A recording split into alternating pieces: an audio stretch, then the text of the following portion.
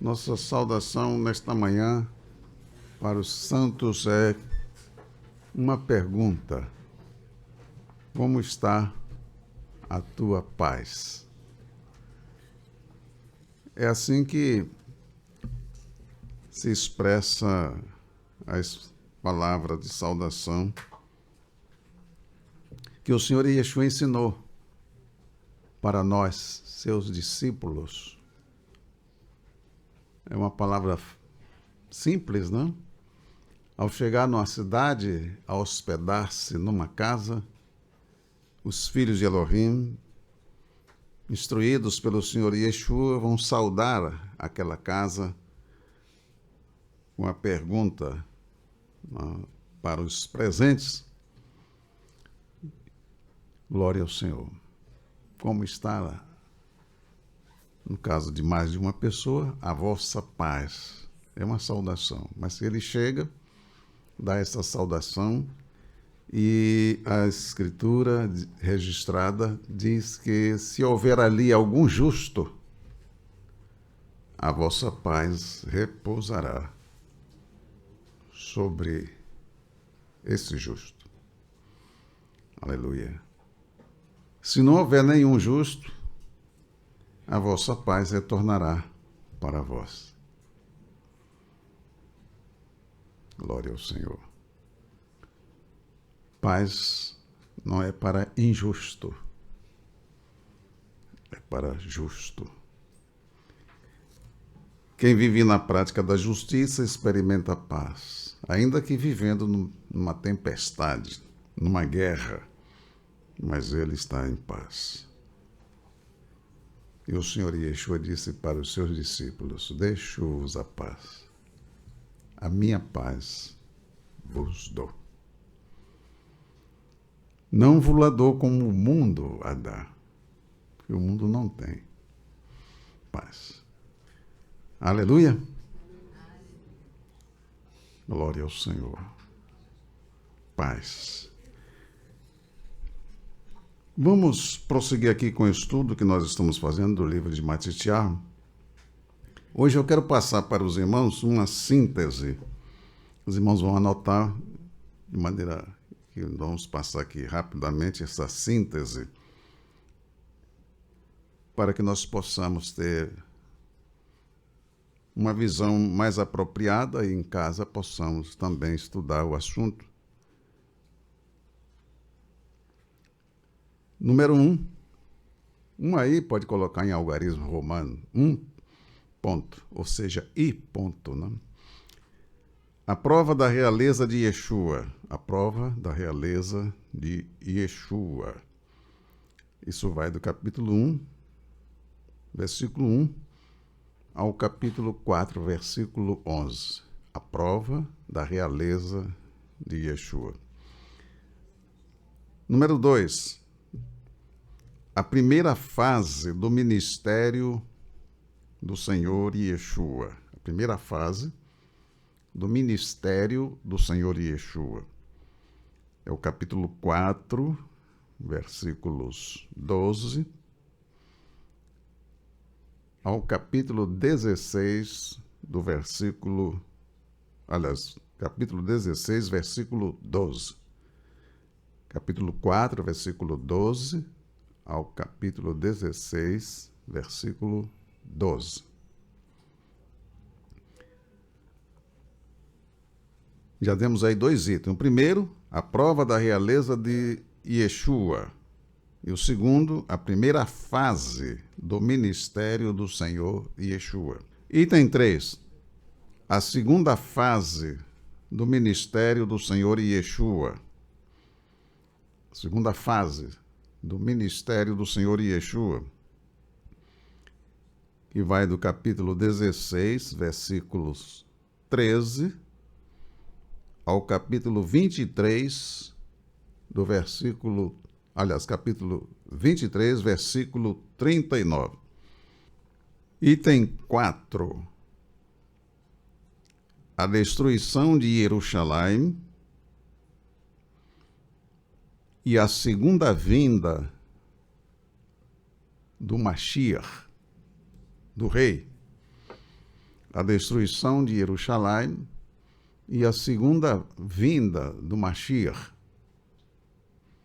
O Mashiach está relacionado com o reinado, com o rei, uma unção. Item 5. A redenção realizada pelo Mashiach. Capítulos 26 e 27.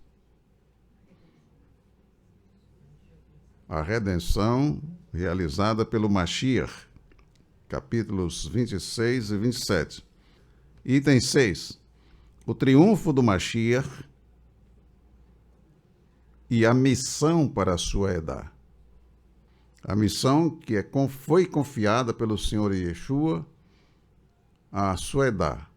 A Edá, os que pertencem à Edá, têm uma missão a cumprir.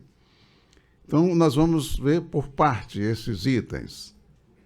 O triunfo do Mashiach e a missão para a sua sede, a sua Edá, capítulo 28. Vamos ver esse primeiro item, a prova da realeza de Yeshua. Não é? Isso nós já vimos. Os irmãos, então, só vamos aqui fazer uma revisão. Essa revisão, ela vai dar uma percepção mais adequada para os irmãos. A prova da realeza do Senhor Yeshua. Como é que nós vamos ver essa prova? Isso nós já vimos. Primeiro, a árvore genealógica do rei. Nós já vimos isso, certo? Isso está no capítulo 1, versículo 1 a 17. Tem as referências, que também já foram dadas para os irmãos desta prova, e a prova disso é a Escritura. O que está acontecendo, relatado por Matitiarro, está na Escritura. Os irmãos, quando leem na Bíblia, que tem referência, ali os irmãos vão ver as suas referências. Então, tranquilo, certo? Número 2, quer dizer, a prova da realeza, certo? Número 1, a árvore genealógica. Você vai ver ali, filho de Abraão, filho de Davi.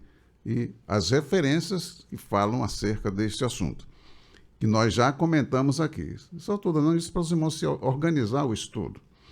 Número 2, o nascimento do rei. O nascimento do rei, capítulo 1, versículo 18 a 25. Isso os irmãos já têm anotado, é só uma revisão aqui para nos situarmos. Número 3, a visita dos magos, que também já estava prevista lá em Bamidibá, capítulo 24, no versículo 17, fala dessa estrela que vai surgir em Jacó. Número 4, a fuga para Mitzrayim.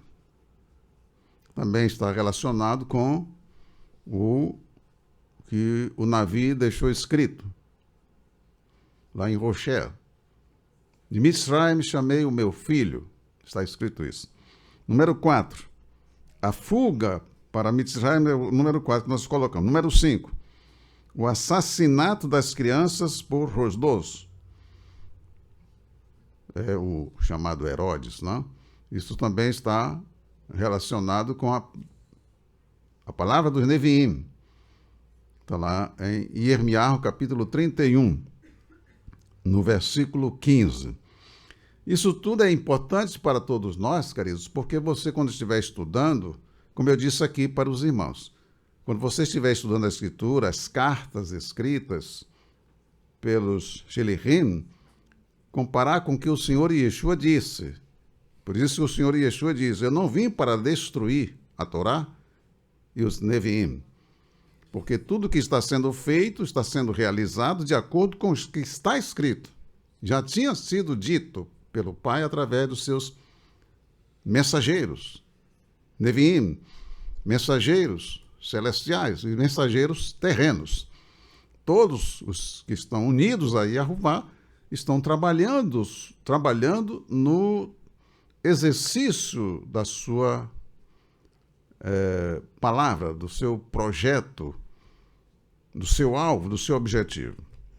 Então, está escrito, quando os dois mandou matar as crianças, quem estava atento à Escritura não vai ser pego desprevenido. Quem está unido de fato a Yahová, guiado pelo Espírito Santo, não vai ser pego de surpresa. como Miriam e Yosef não foram pegos de surpresa. Eles estavam atentos, estavam ligados ao Senhor, o Espírito Santo estava falando para ele, os mensageiros celestiais estavam avisando para ele, porque eles estavam unidos com o céu. A mesma coisa, não é, acontecia com Shimeon, o Zaquém, não é? Shimeon, o ancião Shimeon. Ele não foi pego de surpresa. Ele estava esperando a manifestação do Mashiach. Estava em casa e o Espírito Santo falou para ele, vá ao templo. É assim que nós, filhos de Elohim, andamos. Nós não somos curiosos, procurando notícias do mundo. Não. Nós nos atualizamos para ver o que é que está acontecendo, para que nós oremos, não é? Nos apresentemos diante do Senhor para interferir de acordo com o projeto de Arruvá. Não porque nós precisamos saber, não. Nós procuramos saber, nos informamos para podermos estar em oração objetiva e de acordo com o Espírito Santo. Aleluia! Estou fazendo esse resumo aqui para os queridos irmãos, para os filhos de Elohim, não é? Para que estão voltados para Ele, unidos com Ele, para que nós tenhamos nossos sentidos espirituais alertados para não ficarmos dependendo de informações dos ímpios, das trevas. Não, nós não estamos em busca disso. Nós não estamos lutando pelo mundo. Nem estamos orando pelo mundo. Aleluia! Bendito seja o Eterno. Número 6. A volta de Mitzrayim para Israel. Sua residência em Netzaret. Ele volta de Mitzrayim e observe que ele volta de Mitzrayim, Yosef, Miriam, trazendo seu filho, o Senhor Yeshua. Ele toma a informação de que Aquelau estava reinando em lugar do seu pai Rosdos. Então ele temeu ir para Judá, ou de ir para Betlehem. Então ele foi iluminado e guiado pelo Espírito, pelo mensageiro que mandou que ele fosse para Netzaré. E ele foi para lá. Ele não está andando imaginando, não, eu vou para lá porque lá é melhor, a situação lá está muito melhor do que... Não, ele foi para Netzaré, uma cidade que realmente não era nada boa. Mas o Senhor mandou para lá. Ao invés de ir para Jerusalém, a capital, mas nós vamos criar o nosso filho lá na capital, lá é muito melhor. Não, ele foi guiado pelo Senhor. E não pelo raciocínio das trevas. Foi para uma cidade que não tinha projeção nenhuma. E da Galileu, onde estavam as nações gentílicas, os povos gentílicos se reuniam mais na Galileu. Bom, isso aí tem outra história. Fui lá para Netzaret. Número 7, o precursor do Mashiach, ele vai surgir ali, inclusive está relatado o seu nascimento, lá em Lucas, relata o nascimento do precursor do Mashiach. O precursor do Mashiach, Yohanan, o imessor, capítulo 3, versículo 1 a 12. Eu não estou dando essas referências aqui, me parece que faltou as referências aí para os irmãos. A fuga para Mitzrayim, capítulo 2, versículo 13 a 15. O assassinato das crianças por Rosdos, capítulo 2, versículo 16 a 18. Eu dei a referência aí de Irmiarro 31, 15, 17, 15, aliás. 31, 15. A volta de Mitzrayim para Israel em sua residência em Netzaret, capítulo 2, versículos 19 a 21. O precursor do Mashiach, Yohanan, o imessor, capítulo 3, versículo 1 a 12, também está relacionado com a Escritura Sagrada. Ele vai começar a anunciar a vinda do reino. Ele não pregava sobre o reino, mas falava sobre... Ele anunciou que estava próximo, porque o rei estava chegando. Isso está de acordo com Daniel 2, 44. Aquela pedra que vai ser cortada depois sem auxílio de mãos de homens, que vai esmiuçar os reinos do mundo. Também Yeshayahu, capítulo 40, versículo 3. São referências. Vamos ao item 8. Quer dizer, nós estamos à prova da realeza de Yeshua. Essa prova é dada pelas próprias Escrituras, pela Escritura Sagrada. Quem está atento à Escritura Sagrada está observando, praticando a Escritura Sagrada, os mandamentos, está na unidade com o Criador, o Espírito Santo está guiando, e são conscientes. E o Hanan é essa pessoa que foi cheia do Espírito Santo desde o ventre da sua mãe, naquele momento em que Miriam saudou Elisheva, a criança estremeceu no seu ventre, e Elisheva foi influenciada, inclusive, por esse ato, porque ela foi cheia do Espírito Santo naquele momento. Então, temos aí o precursor do Mashiach, que é Yohanan, o imersor. Oitavo, 8. A imersão em águas do Senhor Yeshua por Yohanan. Capítulo 3, versículo 13 a 16. Número 9.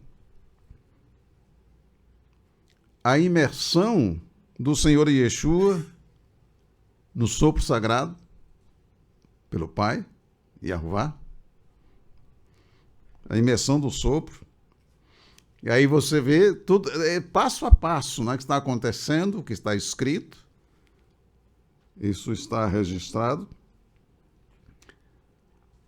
É o próprio Pai que está falando lá, ele fala isso em Yeshayahu, capítulo 11, versículo 2. Depois você vai fazer a sua observação lá para enriquecer a sua alma e colocar esses textos para dentro de você. E você vai vivenciar isso e vai experimentar. Quando você coloca a palavra do Senhor para dentro de você, você vai experimentar o efeito disso. Quem coloca para dentro de si as palavras dos filhos das trevas, experimenta em si mesmo os efeitos dessas palavras. E você vai ver, quando você encontra uma pessoa do mundo nas trevas, que ela fala, que ela age, que ela expressa o que ela é. Ela manifesta o que está dentro dela.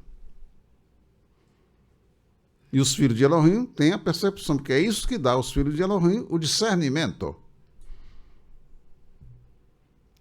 Porque ele tem a palavra do Senhor dentro dele. Vamos prosseguir. Mas lá na frente nós vamos ver essa questão. Aqui vemos aí a imersão do Senhor Yeshua no sopro sagrado por Yahová, capítulo 3, versículo 16 e 17. Está lá em Yeshayahu, capítulo 11, versículo 2. Também está em Tehilá, capítulo 2, versículo 7. Isso você observa os passos do Senhor Yeshua, né, que foram dados desde a sua geração. É tudo assuntos relacionados com os céus. O Espírito Santo vem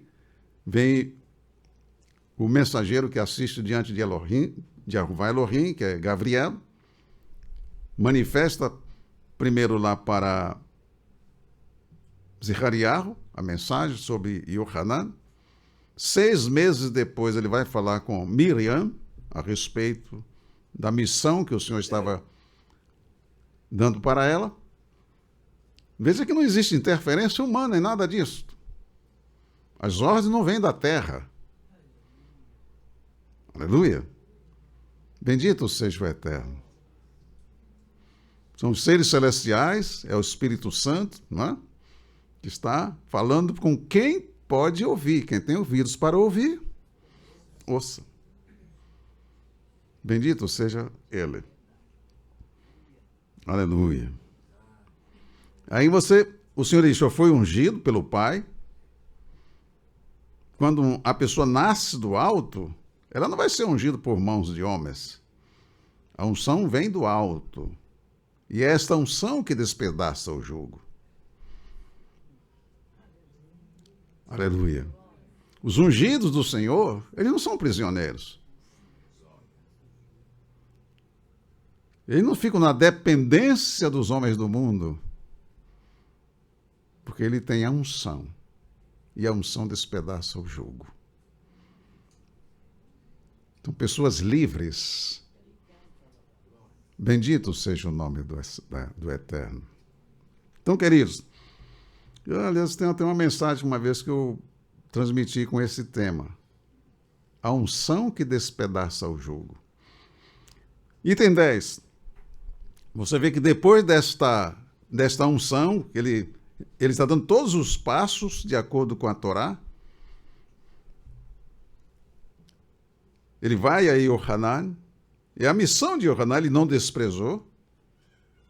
Ele sabia que ele era filho de Aruvá, mas ele não desprezou o trabalho de Yohanan, porque Yohanan estava realizando um trabalho de acordo com a Escritura, de acordo com a vontade do Pai. Yohanan até quis refreá-lo. Disse, eu que preciso ser imerso por ti, tu vens a mim? Yohanan tinha consciência de quem era o Senhor Yeshua. Aleluia. Deixa por enquanto. Nós nos convém cumprir toda a justiça. O Senhor Yeshua sabia que Yohanan precisava realizar aquele trabalho para que Yohanan pudesse ver quem era, de fato, o Senhor Yeshua. É exatamente quando ele sai das águas e começa a orar que ele vê o Espírito Santo descer sobre ele e repousar sobre ele. Então disse, esse é o Filho de Elohim.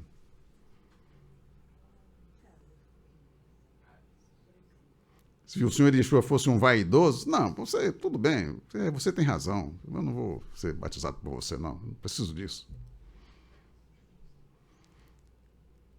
A humildade vai adiante da honra.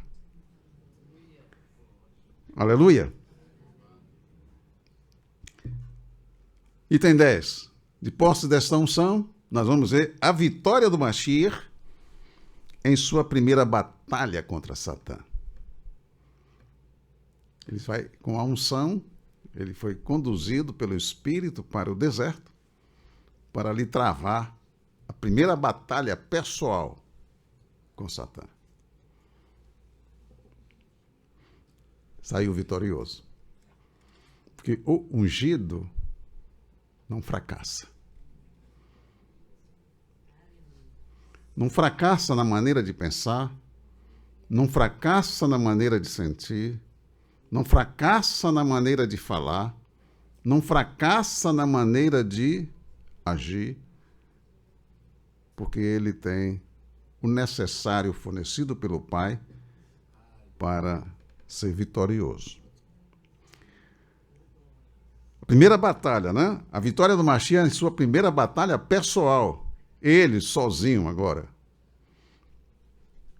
Frente a frente com Satã e seu exército. Mas a unção que está sobre ele o capacita a vencer.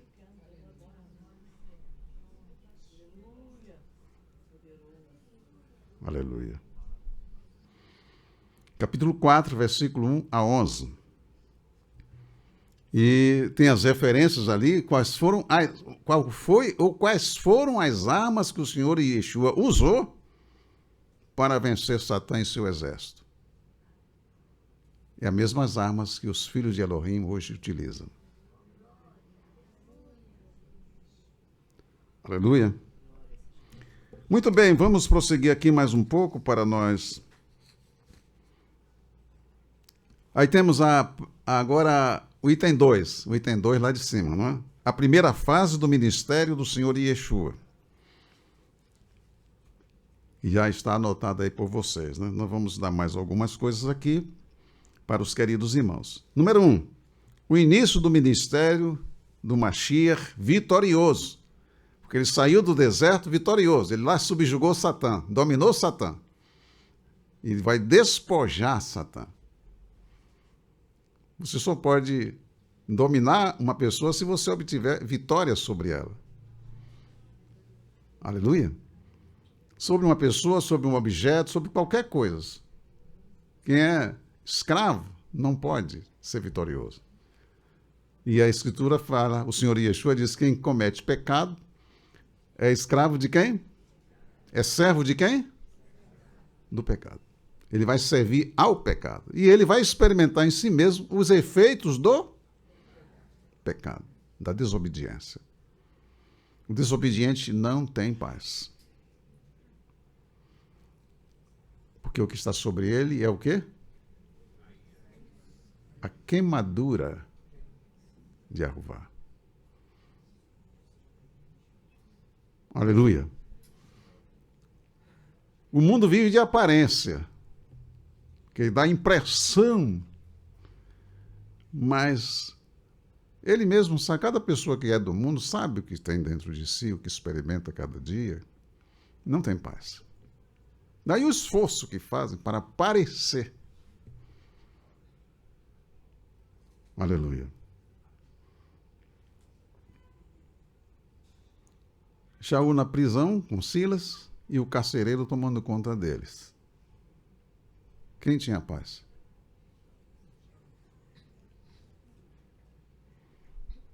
Aleluia. Eles estavam presos justa ou injustamente? Eles foram maltratados. Foram tratados de uma forma vil, perversa. Mas eles perderam a paz? Quem ficou sem paz?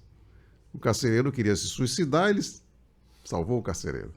Depois os que mandaram prendê-lo, mandaram soltá-lo. Disse, olha, eles mandaram nos açoitar sem julgamento, sem nada. E agora, aliás, mandaram nos prender sem julgamento, sem nada. Agora mandam nos soltar assim. Como não, não, eles que venham aqui e nos soltem. Porque nós somos cidadãos humanos. Eles tinham a cidadania. Aí, quem tremeu? O justo não treme. Mas os injustos nunca têm paz. Como não se pode fazer teatro de paz, nem circo, porque circo e teatro, no reino de Elohim não tem circo nem teatro.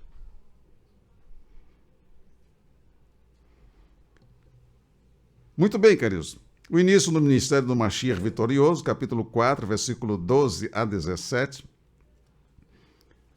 está de acordo com Yeshayahu, capítulo 9, versículos 1, 2. Yeshayahu, capítulo 9, versículos 1 e 2. E também Yeshayahu, capítulo 42, versículo 7. Número 2, a chamada dos primeiros discípulos. A chamada dos primeiros discípulos. Isso nós já vimos. Estou aqui organizando para que os irmãos possam se situar. A chamada dos primeiros discípulos. Capítulo 4, versículo 18 a 22. Item 3. Matitiahu ressalta que os primeiros milagres do Mashiach, o tornaram famoso. Matitiahu ressalta que os milagres realizados pelo Mashiach o tornaram, quer dizer, os milagres tornaram o Senhor Yeshua famoso. Quer dizer, foi ele que realizou, mas isso se espalhou. Está no capítulo 4, versículos 23 a 35. Item 4. Uma síntese da constituição do reino do Mashiach.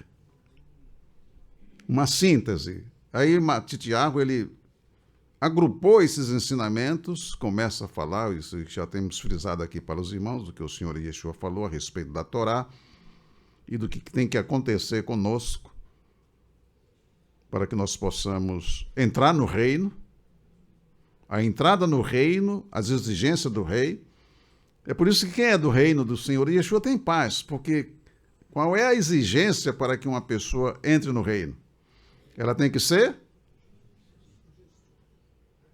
Vamos ler o texto para que nós possamos experimentar isso. Vamos lá, a capítulo 5 de Matitiahu. Vamos ler aqui 3 versículos. E o que você vai experimentar pelo fato de entrar no reino. Ele começa aqui falando, inclusive, das bem-aventuranças, né? Depois eu vou chegar aqui.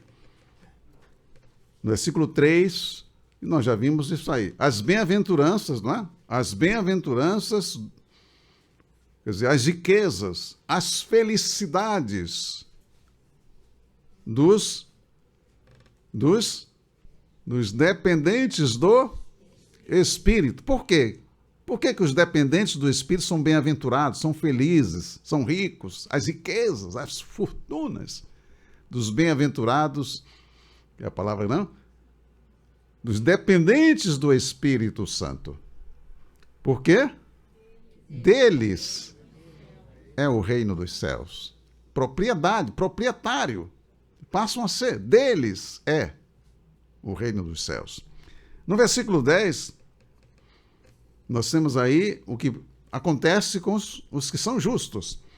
As bem-aventuranças dos que sofrem perseguição, quer dizer, as riquezas, as felicidades dos que sofrem perseguição por causa da justiça. Por quê? Deles é o reino dos céus.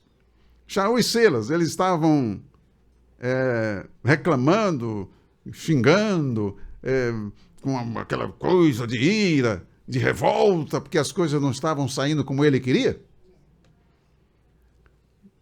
Primeiro, o que é que eles fez? Fizeram uma petição para o governador ir lá mandar soltá-lo, porque ele era cidadão romano. Foi assim que eles procederam?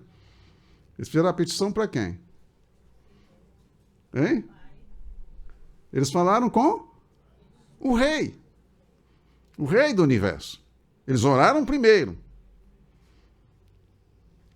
Aleluia. Eles não reclamaram, eles oraram. Depois que eles oraram, quem está triste? Ora, se eles estavam tristes, oraram, passaram a ficar como? Quem está alegre? O que é que eles fizeram? Estavam louvando ao Senhor. Se a pessoa ora e a tristeza não vai embora, é porque ela não orou. Ela apenas falou. Para quem? Eles estavam orando, louvando ao Senhor, e os demais presos estavam assistindo, ouvindo aquilo. Quem encontra como filho de Elohim é diferente. Perseguição por causa da justiça. Você está sendo justo quando você está fazendo o que Elohim manda. Pode sofrer por causa disso, por causa dos perversos, dos ímpios, dos filhos das trevas. Mas você está fazendo o que o Senhor mandou que seja feito. Aí você vai ver a fúria de Satã, porque você faz o que o Jeová quer que seja feito. Fúria do maligno. Mas o Senhor vai estar com você na angústia.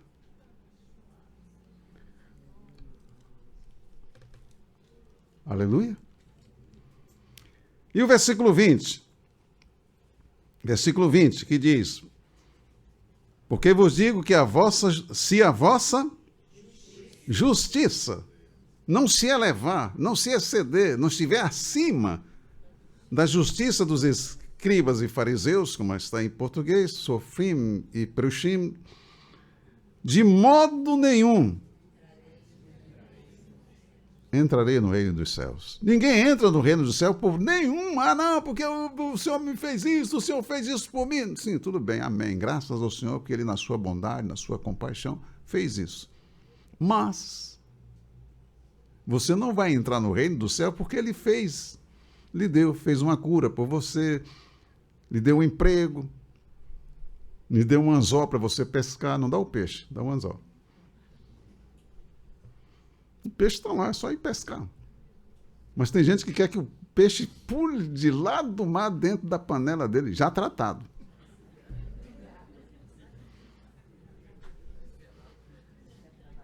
No mundo as pessoas são moldadas para serem assim. Mas vamos deixar o mundo de lado. Ninguém entra no reino de Elohim a não ser que satisfaça as exigências de Elohim. E as exigências dele estão relacionadas com justiça.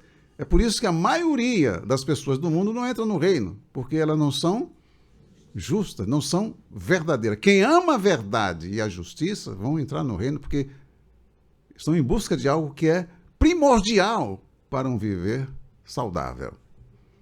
Verdade e justiça. Um mentiroso, ainda que possa dizer que está, mas ele não é do reino. Louvado seja o nome do Eterno. O injusto não é do reino de Elohim. O caráter do Pai é justiça, verdade, não é? Amor e justiça estão juntos. Benignidade, bondade, longanimidade. Não é aquela pessoa que se irrita. Não posso passar junto dele com um fogo aceso. Que é espoleta que explode na hora. Então, queridos, estou aqui revisando com os queridos irmãos, né, uma síntese da Constituição do Reino, capítulo 5, 6 e 7. 5, 6 e 7. Aqui então desses três elementos.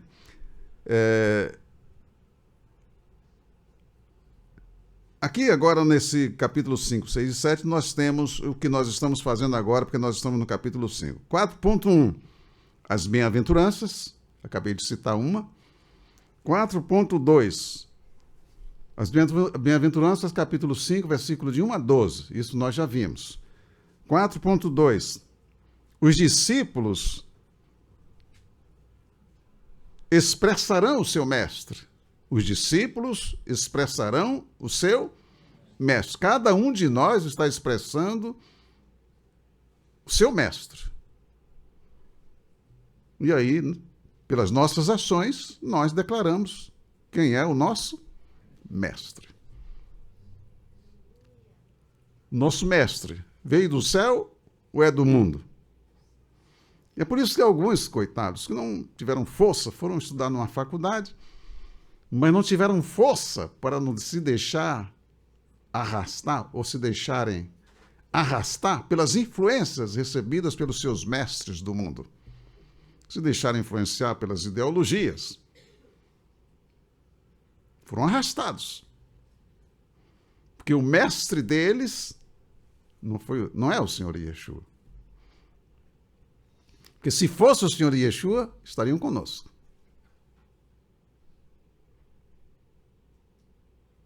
Aleluia. Os discípulos expressarão o seu mestre, capítulo 5, versículos 13 a 16. Capítulo 4, 4.3, item 4.3. O item 4.3 está relacionado a uma síntese da Constituição, não esquecer isso. 4.3, a eternidade da Constituição de Arvá. A eternidade da Constituição de Arvá. Capítulo 5, versículos 7 a 48.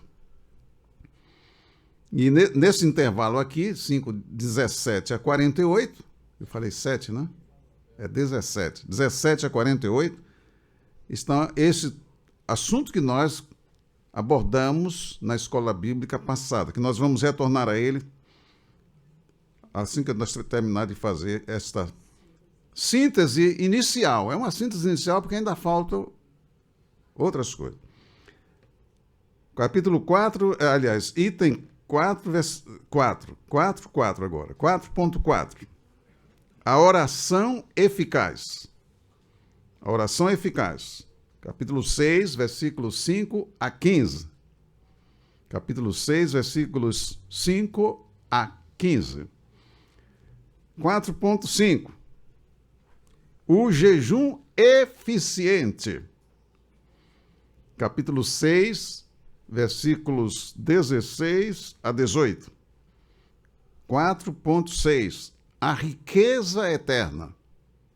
A riqueza eterna.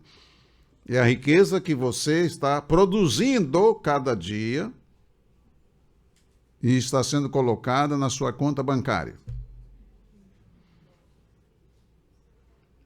Aleluia. O trabalhador é digno do seu salário. Tem recompensa para o trabalhador. Nós vamos ver isso. A riqueza eterna, capítulo 6, versículos 19 a 21. Os irmãos podem ir adiantando, que eu sei que é possível que o irmão já tenha lido Matitiarro todo, umas 2 vezes, desde que nós começamos, mais de 2, esse estudo. A riqueza eterna, capítulo 6, versículo 19 a 21. 4.7. A lâmpada do corpo. 4.7. a lâmpada do corpo. Capítulo 6, versículos 22 e 23. 4.8. A escolha entre dois senhores. A escolha entre dois senhores. Yahová Elohim e Mamon. Quem faz a escolha é a pessoa. Capítulo 6, versículo 24. 4.9. A vida incomparável dos filhos do reino de Yahová Elohim. A vida incomparável, ou o viver incomparável. O viver incomparável dos filhos do reino de Yahová Elohim. Capítulo 6, versículos 25 a 34. Dada essa síntese para os amados irmãos, capítulo 6, versículos 25 a 34. Fiz alguns comentários breves, mas é uma espécie de revisão, não é? Para que os irmãos possam perceber a grandeza deste livro e a importância de nós estudarmos esse livro e vivenciarmos. Guardar a palavra no coração, vivenciar a palavra, você vai ter o efeito disso. Agora voltemos aqui. Refletimos na escola bíblica passada sobre Matitiahu, capítulo 5, versículo 31 e 32, que está aqui exatamente no item 4.3, a eternidade da constituição de Yahová, a Torá, ou como é conhecido aí em português vulgarmente colocado por lei. Quer dizer, a Constituição foi substituída por uma palavra no singular, lei. Isso nós já temos aqui meditado com os queridos irmãos e vamos ajudar os que querem a verdade. Então vamos voltar aí ao versículo 31 e 32 para nós concluirmos o que foi iniciado na escola bíblica passada. Antes de iniciar, eu quero emitir uma nota aqui para os queridos irmãos. Nós vamos ler aí, versículo 31 e 32. E foi dito: quando repudiar um homem a sua mulher, dará em sua mão uma carta de divórcio. A pessoa que vai ouvir essa mensagem pela primeira vez, ou alguém que aqui esteja ouvindo pela primeira vez, deve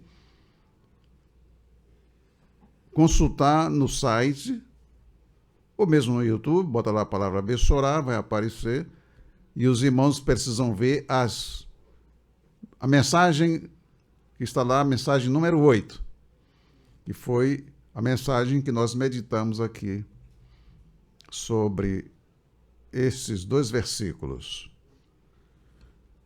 O versículo 32 diz: e eu vos digo, quando repudiar um homem a sua mulher, não sendo por causa de prostituição, certo?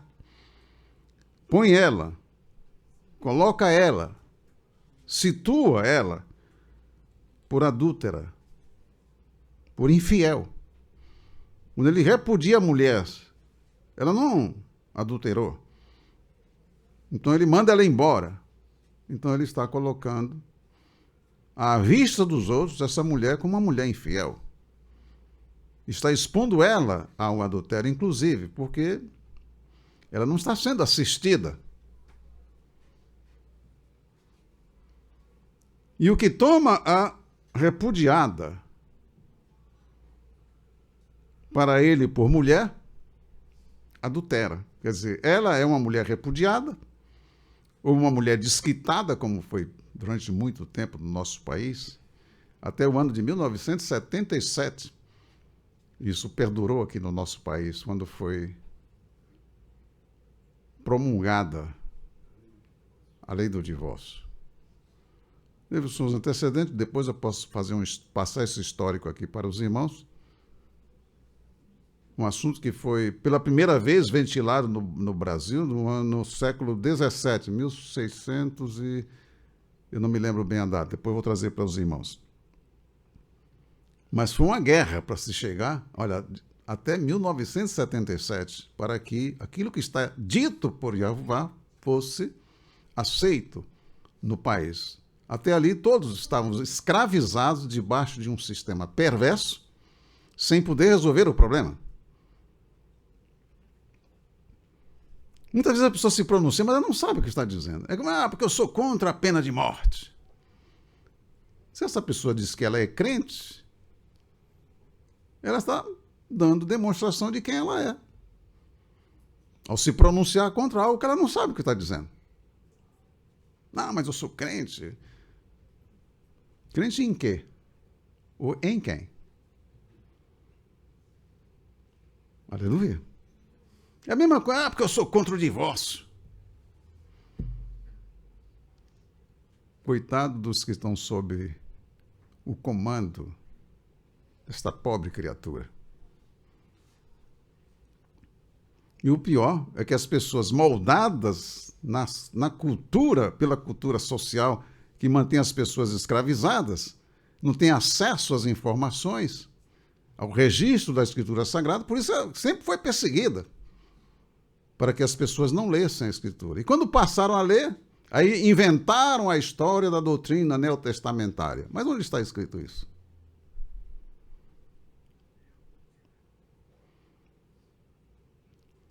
Queridos, conquistar a liberdade não é algo fácil. Não se pode terceirizar esse trabalho. Eu tenho que conquistar. Do contrário, serei um escravo. Um inocente útil, ainda que esteja bem intencionado, mas ser uma pessoa útil na mão dos perversos. Precisamos estar atentos. O que toma repudiada a Gerushá para ele por mulher, adultera. Eu escrevi uma nota aqui, quero fazer uma ressalva aos irmãos, porque na escola bíblica passada eu fui ouvir o vídeo da escola bíblica passada e notei uma falha que eu cometi com esse termo, Gerushá. Eu escrevi aqui, ouvindo o vídeo sobre a escola bíblica passada, percebi que cometi um erro no uso da palavra Gerushá. É Gerushá. Tem um Sheva aí embaixo. Gerushá não se aplica à mulher divorciada. Gerushá não é mulher divorciada. A mulher divorciada é uma pessoa livre. Já a Gerushá não é uma pessoa livre. É como uma desquitada ou um desquitado. Eles ficam prisioneiros. Não podem se casar novamente. Aí o que é que vai promover dentro da sociedade? Prostituição. A pessoa recebeu uma carta de desquite, mas não pode casar de novo. Ele não tem o dom de ficar solteiro, nem ela. O que é que vai acontecer? A sociedade vai se encher de prostituição. E os filhos havidos dessas relações, como ficarão? E ainda criavam o problema, né, da exclusão social e os termos para essas pessoas e para essas crianças que não tinham culpa nenhuma. Então, Gerushá não se aplica à mulher divorciada, mas à mulher repudiada. Divorciada é uma coisa, a mulher divorciada é livre para casar com quem quiser. O homem divorciado é livre para casar com quem quiser, desde que seja com o sexo oposto. Porque hoje até isso a gente tem que explicar. Olha o nível que chegou. Os humanos, que se dizem evoluídos. Gerushá não se aplica à mulher divorciada, mas à mulher repudiada. Gerushá é a mulher que não recebeu a carta de divórcio. Por isso é que ela não podia se casar e era visto como uma mulher adúltera pela sociedade. O homem que assim procedia cometia crime contra a honra da mulher Isso porque a expunha como se tivesse cometido o pecado de adultério. Ele também cometia crime contra a sociedade, pois induzia as pessoas a incriminar a mulher.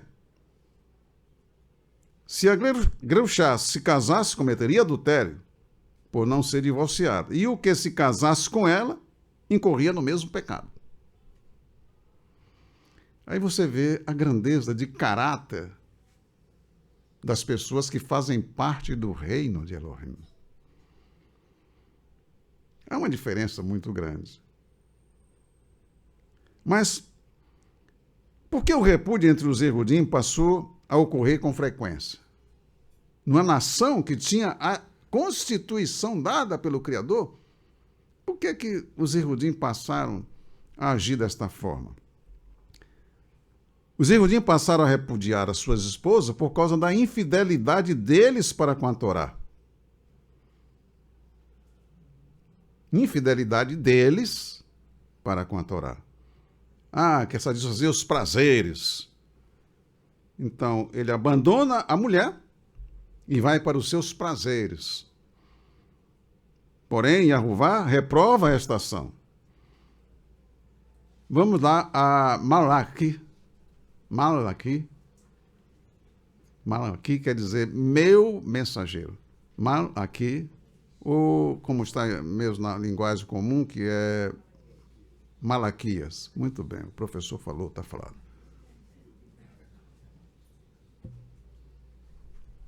Malaquias, capítulo 2, versículo...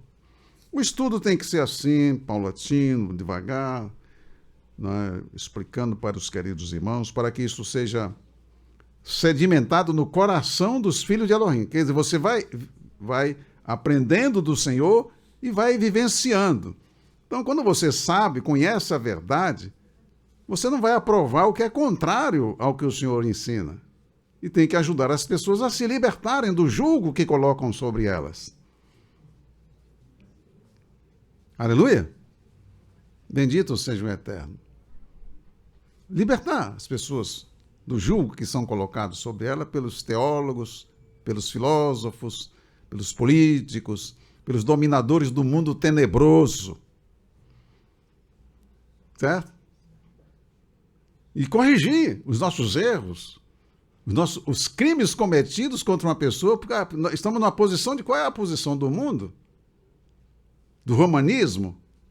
E a pessoa não percebe que ela está presa ao romanismo. Quando se pronuncia contra algo que é da parte do Senhor.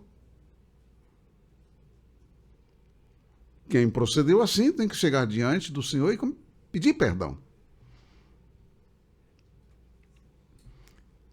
Imagine nesse curso dessa história terrível, tenebrosa, quantas pessoas maltratadas, repudiadas,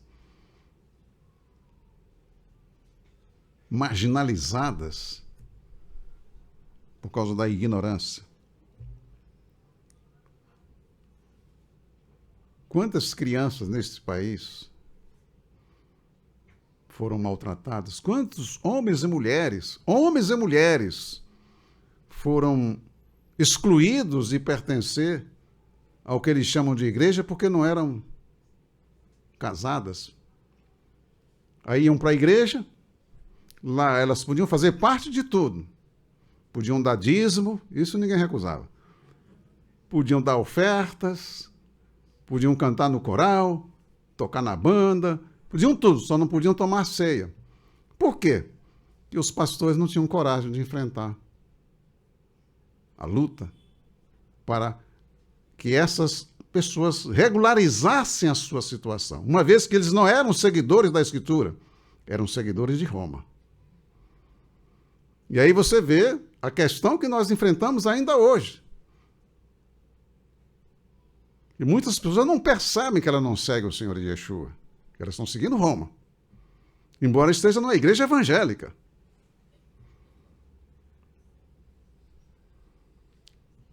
Louvado seja o Eterno.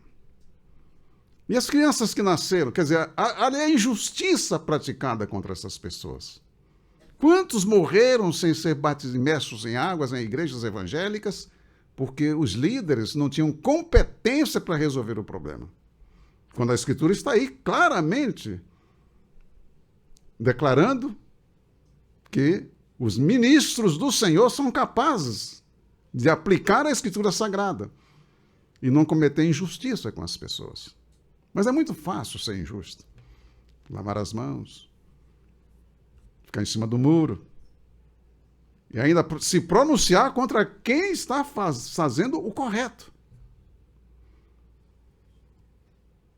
Então, queridos, quantas crianças nasceram desses relacionamentos? Vamos prosseguir aqui. Os iraquianos passaram a repudiar as suas esposas por causa da infidelidade deles para com a Torá. Porém, Yahuvá reprova esta ação. Malaquias, capítulo 2, versículo 16, que diz aí: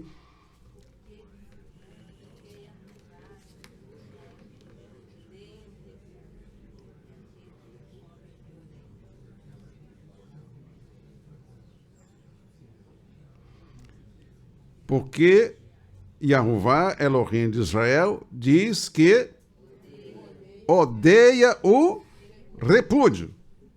Veja que aí é repúdio. A palavra aí não pode ser aplicada a divórcio. O repúdio.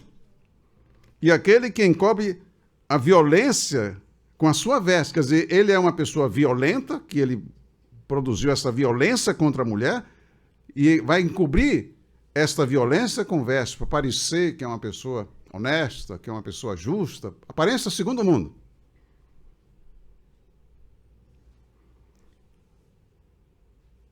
Diz Yahuvá dos Exércitos, portanto, guardai-vos em vosso espírito e não sejais desleais. Não sejais desleais. A questão é que muitas versões hoje, ao invés de colocar aí repúdio, colocam divórcio. Quantos aqui tem essa palavra divórcio aí? Olha aí, várias pessoas têm essa palavra. Divórcio. Isso é um crime. Isso é uma falsidade. Isso é uma injustiça. É uma sem-vergonhice. Porque a palavra aí não se aplica a divórcio. Se aplica a repúdio. Por isso tem muita gente que fica perdido quando está lendo. Ah, mas aqui o senhor diz que... É porque as pessoas não sabem fazer a diferença entre repúdio e divórcio. A mulher só pode ser repudiada pelo homem se ela cometer adultério. Exemplo já citado aqui, mas vou trazer aos irmãos. Aí, nesse caso, você tem muitas versões que colocam divórcio. A NVI coloca divórcio. A Freire dos Capuchinhos coloca divórcio. A edição pastoral viva, Bíblia Viva, coloca divórcio.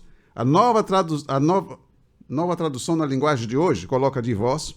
A tradução brasileira, que é uma boa tradução, mas coloca divórcio.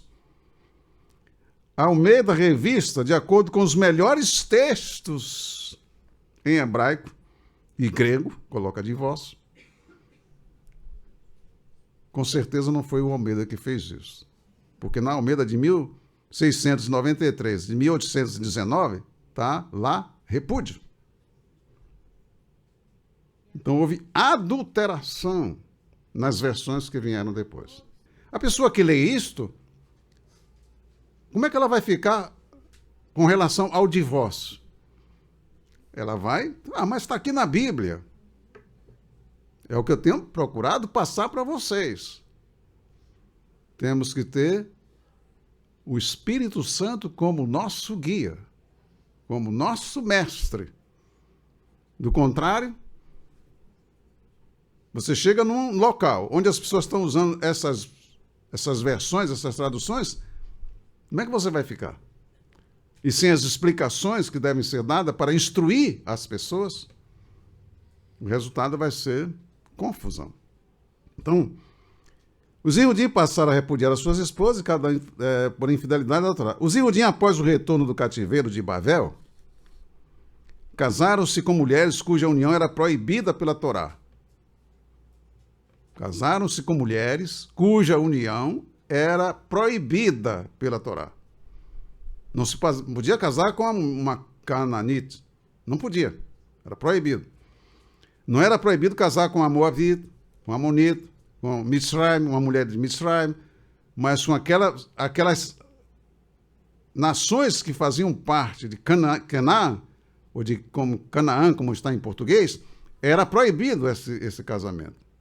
Foi um dos problemas de Igesave. E também foi um dos problemas de Judá.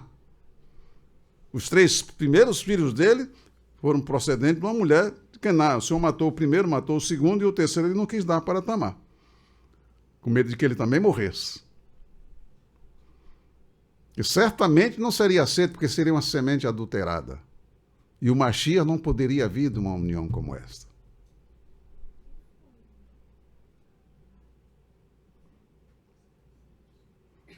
Aleluia. Ah, pastor, mas aí a Rahav. Rahav não tinha semente. A semente está no homem. Tudo isso temos que saber, para não sermos arrastados, como muitos são arrastados, que querem tudo pronto, mas a verdade não querem ouvir. E aí então não sabem como andar com o Senhor, como viver com Ele, porque não vivem segundo a palavra dEle, não são justos. Então, queridos, Esdra e Neemias reagiram contra essa transgressão e os transgressores foram obrigados a despedir as mulheres com seus filhos. Foi uma ação dolorosa, mas eles tinham que repudiar, respeitar a aliança com Jeová para manter a pureza da nação, a fim de cumprir a missão de trazer o Mashiach, que redimiria Israel e as demais nações. Contudo, após essa experiência, eles passaram a repudiar as suas próprias esposas e Judite. E esse procedimento se vulgarizou e a fidelidade para com a Torá se perdeu pela influência dos líderes que exerciam influência diversa sobre a população. No dia do ministério do Senhor Yeshua, a população estava sob a influência das escolas de Shammai e Hillel, sendo a de Shammai mais rigorosa do que a de Hillel. Porém, ambas eram da seita dos Perushim, que andavam segundo as tradições e não segundo a Torá, que foi entregue por meio de Moshe. Então, queridos, nós já passamos essas referências, eu passei várias referências para os irmãos, dentre elas, essa que está relacionada em Esdra e em Neemias. Os irmãos lembram? É só ver lá e você vai ver o trabalho que foi para purificar aquele povo que estava voltando do cativeiro. Mas ainda assim, não estavam purificados seus corações. A missão tem que ser cumprida. E tem que ser cumprida de acordo com as normas estabelecidas pelo Senhor da Glória. Então, queridos, um outro esclarecimento aqui, que quero deixar para os irmãos rapidamente, é a questão do capítulo 24, versículo 1 de Devarim. Para esclarecer aqui para os amados e encerrarmos esta meditação de hoje. Que aí, em 24 de Devarim, versículo 1, capítulo 24, versículo 1. Lê aí, Alex.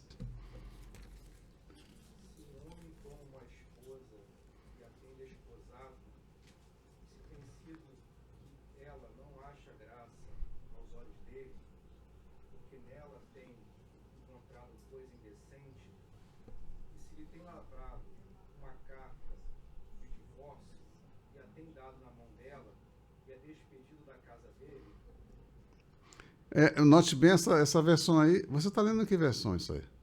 Literal. Na literal, né? A literal tem uma... Quando um homem tomar uma mulher... Aí, porque eu falei coisa indecente, é muito própria essa expressão aí. Quando um homem tomar uma mulher e se casar com ela, então será que, se não achar graça em seus olhos, quer dizer, se a mulher não achar graça aos olhos do homem, por nela achar coisa feia, isso nós comentamos, o que é coisa feia? Aí colocou coisa indecente, está melhor, não é? Uma mulher indecente. Qual é um homem que quer ficar junto com uma mulher indecente? que ao invés de se vestir como uma mulher decente, uma mulher casada, se veste como se fosse uma prostituta. E sai com vestes de prostitutas pela rua. Aqui no Brasil, o que é veste de prostituta aqui no Brasil? Que a coisa caiu tanto moralmente que hoje não se distingue uma prostituta de uma mulher casada, uma virgem de uma prostituta. Mas no reino de Elohim se distinguia pelas vestes, até pelo cabelo, a mulher casada, mesmo que as prostitutas não se uniam com as pessoas de família.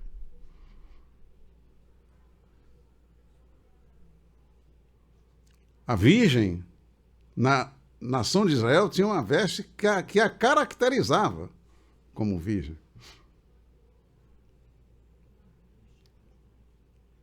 Então, uma queda vertiginosa dos valores morais. Hoje não tem uma sociedade nem imoral, é uma sociedade amoral. Sem valores. E nós precisamos ser cautelosos quanto a isso, porque a satisfação, a alegria dos filhos de Elohim não está nos aplausos do mundo. Então, achar coisa feia, ele lhe fará escrito de repúdio, ou seja, escrito de divórcio, aí botou escrito de repúdio, uma carta de divórcio, lhe dará na sua mão e a despedirá da sua casa. Isso aí é honestidade, isso é justiça. Não é repudiar e deixar a mulher ser vista como uma meretriz, como uma prostituta. Veja o caso de Yosef com Miriam. Miriam saiu, foi fazer uma visita a Elisheva.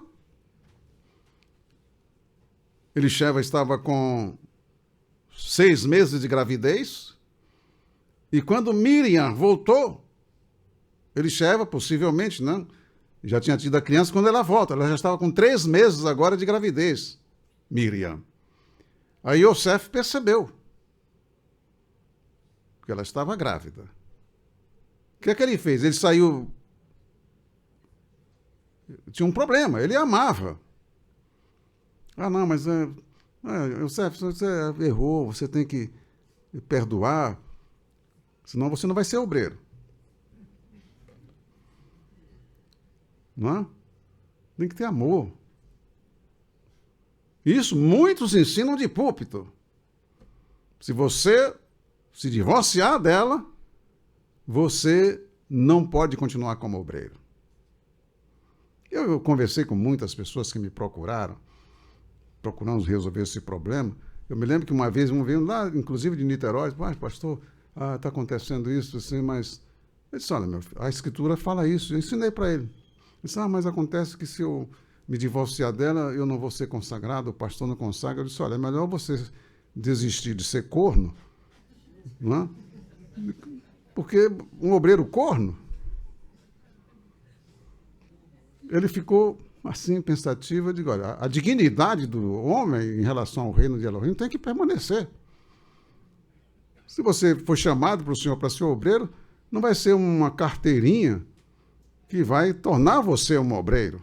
Você vai fazer a obra, ainda que você seja fustigado pelos homens, mas o Espírito Santo confirmará a obra que você fará.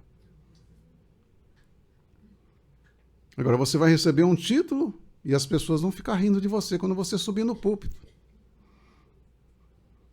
Vão perguntar como é que você passou na porta, por exemplo.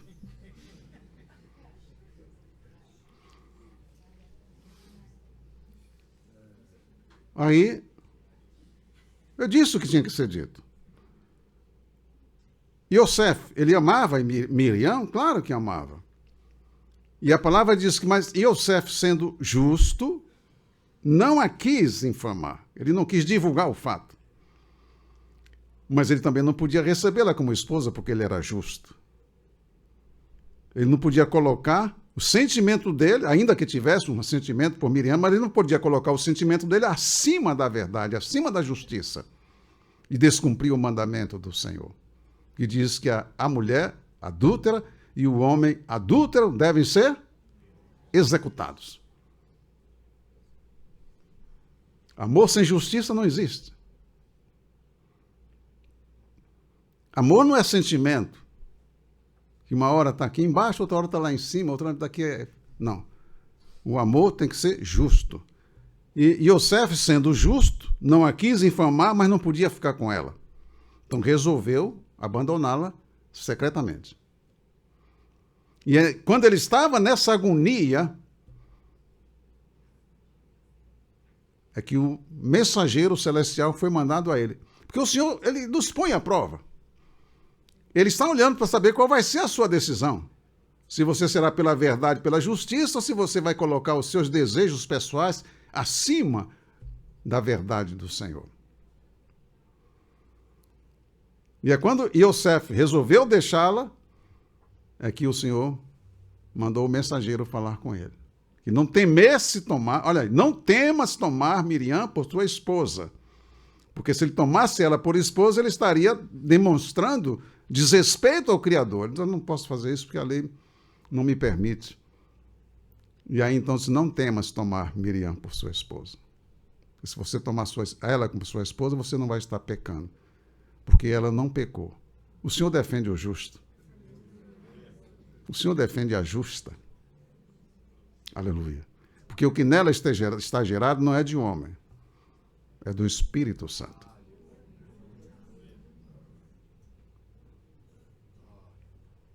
Aleluia. Aleluia. Beleza, que coisa linda, não é? Então, aqui, coisa feia. O que é coisa feia? É evidente que o adultério é coisa feia ou bonita, Joelson? Pois é. É feio, é horrível. O que significa coisa feia? Coisa indecente. Eu estou colocando isso porque no reino de Elohim, o que é indecente aqui no Brasil? É indecente para algumas pessoas. Para nós, filhos de Elohim, o que é indecente para Elohim é indecente para nós. Mas nós vivemos numa sociedade em que pessoas casadas, solteiras, virgens, vão para o sambódromo assistir aquilo que assistem lá. E ainda aplaudem.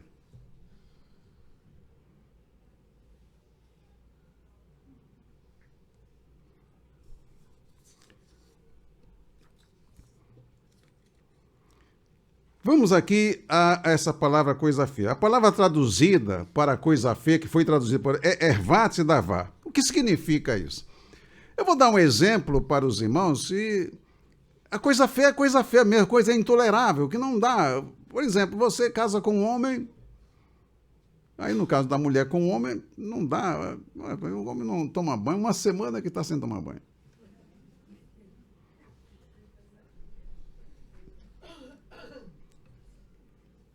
Não dá, tá ruim. E uma mulher uma semana sem tomar banho? Uma semana sem tomar banho. E naquela época não tinha papel sanitário.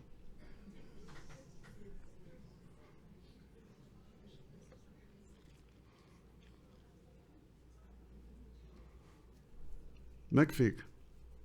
Decente ou indecente? Ervat davá. Eu vou dar um exemplo para os queridos irmãos, num texto que também existe essa expressão ervat davá. Vamos a Devarim, capítulo 22.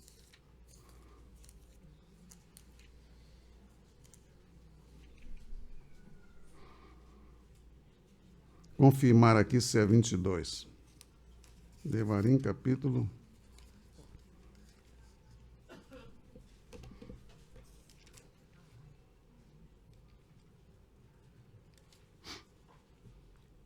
Aleluia.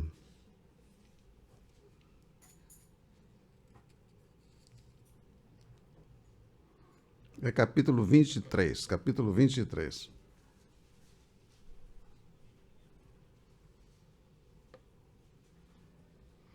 Vou encerrar com essa leitura. Capítulo 23, versículo 9. Para você observar certos detalhes.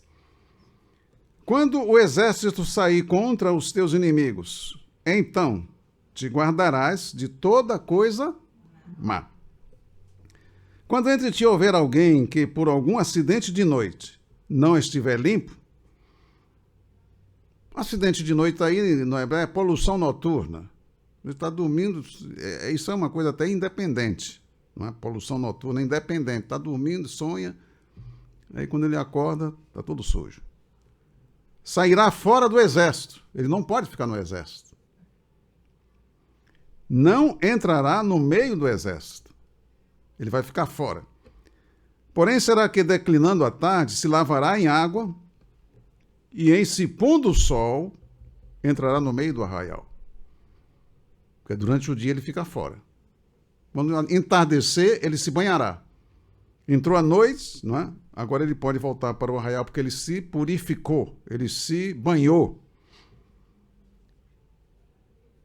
Aleluia. O relacionamento com o Criador, por quê? Também terás um lugar fora do arraial e ali sairás fora. E entre as tuas armas, entre os teus apetrechos, terás uma pá. E será que, quando estiveres assentado fora, então com ela cavarás e virando te cobrirás aquilo que saiu de ti. Não precisa explicar o que é que saiu, não? Ou precisa? Não. Porquanto Yahová, teu Elohim, anda no meio do teu arraial, para te livrar e entregar os teus inimigos diante de ti. Pelo que o teu arraial será sagrado, para que nele não haja, não se veja o quê? É a mesma palavra, Ervat Davá. Coisa feia aí, ninguém gosta, né? Mas você não... É bom, não vou nem tocar no assunto, porque senão fica feio. Para que não se veja coisa feia em ti e se torne atrás de ti. Quer dizer, o Senhor, vendo aquela imundície no meio do arraial, ele vai sair. Ele não vai com o povo na guerra, porque a sujeira. É uma das coisas que eu estou colocando na tradução dessa palavra, Ervat Davá. Então, uma das coisas que se pode aplicar é a questão de limpeza, não ser uma pessoa imunda. E aí, a imundície pode ser física, pode ser de palavras, assuntos, enfim. O filho de Elohim tem que ser limpo, santo, sagrado. Porque o Senhor é santo, é sagrado. É uma das razões porque que a gente tem que estudar a Escritura, orando, buscando ao Senhor para saber. Bom, eu quero. O que é isso? Coisa feia? O que é coisa feia?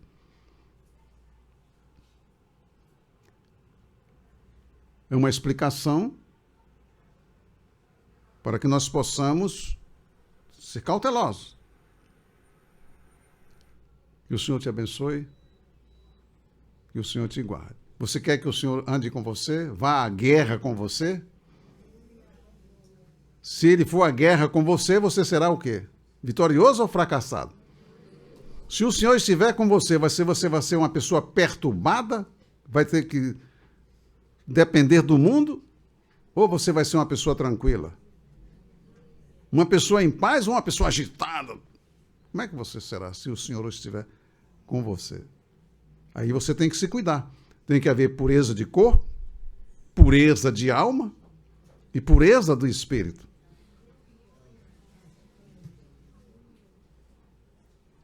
Aleluia? Porque até a conversação faz com que o Espírito Santo se afaste se o assunto não for um assunto que agrade ao Pai. Que o Senhor te abençoe, que o Senhor te guarde. Vamos prosseguir estudando, vamos entrar aqui no item, ainda continuar no item 4.3, mas vamos avançar com um pouco mais de rapidez, porque esses assuntos são assuntos que são para o mundo, polêmicos. No reino das trevas é um assunto polêmico, porque eles não andam segundo a verdade, não andam segundo a justiça, andam segundo a imaginação dos seus corações. Aí cada um tem a sua teologia, tem o seu pensamento, tem que se despojar, tem que renunciar a si mesmo, tem que se esvaziar para poder ser cheio. Lá na frente o Senhor Yeshua diz que não se põe vinho novo em odres velhos. Pessoa que é velha criatura não vai suportar a doutrina do reino, que só pode ser transmitida para quem é nova criação.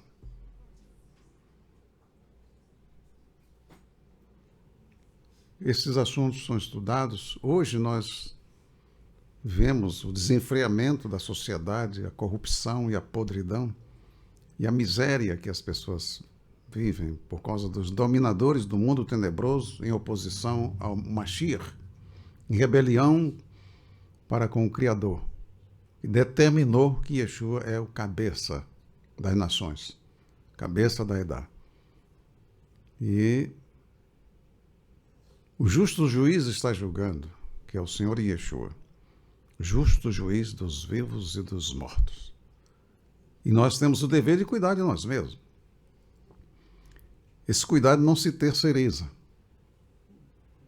É cada um cuidando de si, para experimentar os benefícios. A presença do Espírito Santo não depende dos outros, depende de cada um. E aí você, que é fiel ao Senhor, estará expressando a Ele. Nós temos relatado isso aqui, sinteticamente. Agora, o Brasil, quantos anos? Até 1977, como viveu a população brasileira? Subjugada, dominada, escravizada, iludida, explorada. E os pregadores, dando aquela de santidade, enganando as pessoas. Quantas pessoas fizeram parte de assembleias, de igrejas? A Assembleia que eu estou falando das igrejas evangélicas no país, sem poder ser membro, sem poder ser batizado, sem poder tomar a ceia. Mas por que então permitiam que as pessoas se reunissem? Como é que uma pessoa que não pode tomar ceia, não pode ser imersa em águas, pode cantar num coral, num conjunto, tocar numa banda? Isso é hipocrisia. E até hoje muitos ainda vivem essa hipocrisia. E quem se acostuma com hipocrisia, aí o orgulho impede a pessoa, não, eu errei, eu pequei, mas agora eu estou esclarecido, eu tenho que concordar com o Criador. Mas tem gente que não se quebranta. Então, queridos, precisamos ajudar quem nós pudermos ajudar. Nós vamos continuar essa meditação aplicando a palavra. Você vai ver em 2 Matitiahu o que é necessário para, num determinado momento, o Senhor escolher, dentre os discípulos, aqueles que vão compor este corpo de Shelichem. Chamou os 4 primeiros. Vai chamar mais. Vai chamar Levi. Depois passou a ser chamado de Matitiahu. Porém, eles não foram escolhidos para ser Shelichem naquele momento. Eles vão ter que aprender. E ele está observando os discípulos, orando. Depois ele vai orar. Matitiahu não coloca isso, mas Lucas coloca. Ele sobe para orar. Passa a noite inteira orando, falando com o Pai. E quando ele desce, é que ele vai escolher os discípulos, dentre os discípulos, aquele que haviam de estar com ele, para ele os enviar. Nós vamos ver isso. E observe, cada um de nós está produzindo a sua estatura para ser ou não utilizado pelo Senhor na execução do seu projeto. Aleluia. Que o Senhor te abençoe, que o Senhor te guarde. Não esquece que você tem que guardar a palavra para que a transformação ocorra. Guardar a palavra, os ensinamentos dele, colocar a palavra dele dentro de você e você agir segundo esta palavra, e aí você vai estar demonstrando que você está na unidade com o Pai, com o Filho e com o Espírito Santo. Aleluia! Fiquemos de pé, vamos encerrar nossa reunião.